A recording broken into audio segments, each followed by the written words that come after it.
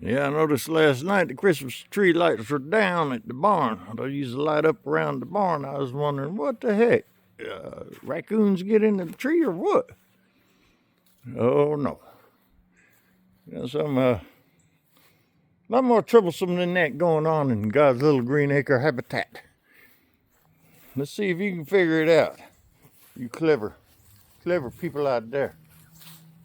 What could have possibly caused all this damage, stuff knocked over?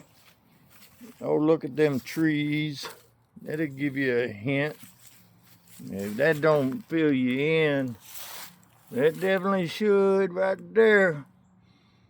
What I got going up by my barn. And yes, if you ain't guessed it, God's little green acre had a beaver attack. Yes, sirree. Had a beaver come up out the swamps. The swamps that are back way in there. The population got big enough, one of them decided he got to move on. And he done invaded my pond, attacked the trees next to the shop, which I can't have that. That's my shade on the shop. You see this little village here? You can see he knocked down the lights. You can see here where the mud drag, which I found some of those little toys floating in the water down there. If we continue moving around the barn, looky. Or he being slide going up and down, in and out the pond. This is just last night. This is one night's worth of activity. Here we go, some more slides. Oh, looky. He done stored his lunch in the pond. All them branches. Them beaver snacks. Right there is where he chewed the bark off of one branch. Going yummy. If we look over there at the spillway, you can see where he's got intentions of damming up that spillway. He done started with the mud and the leaves from the bottom of the pond, dragging them up. He's gonna build a dam across that spillway. He think he's gonna make a home in my pond. Well, yeah, I would love to have a little beaver living in my pond. The amount of damage them guys can do. He would take out all these trees, given a choice.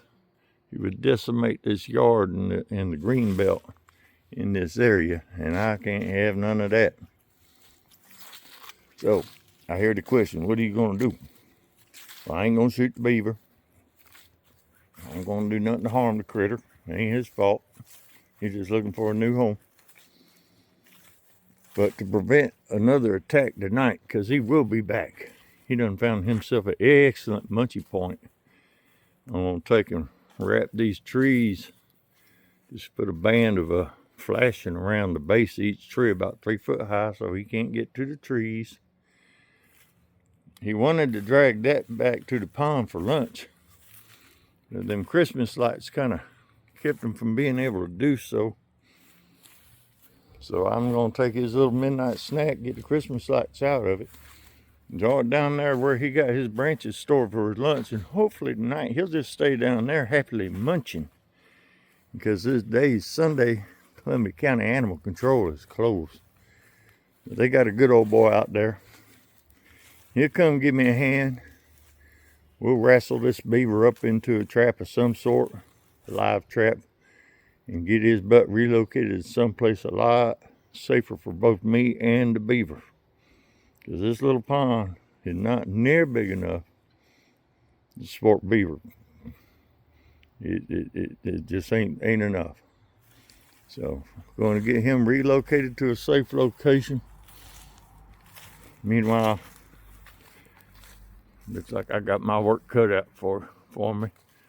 And that's part of the Part of the chores that you face sometimes when you got a wildlife habitat is become just a little bit too successful, drawing in the creatures from the woods. I don't even know where that tree went, because that is not that. He may have hauled that one down into the pond, maybe underneath the water somewhere, weighted down. I'll have to find it when I dredge the pond to find out exactly what all is going on. Anyway, hope you enjoyed the show. Just another one of the little problems you sometimes face when you got a wildlife habitat. The critters can get a little bit out of control. And it's time for mankind to step up and gracefully, without harming anything, get the critters in their proper places so that life can go on.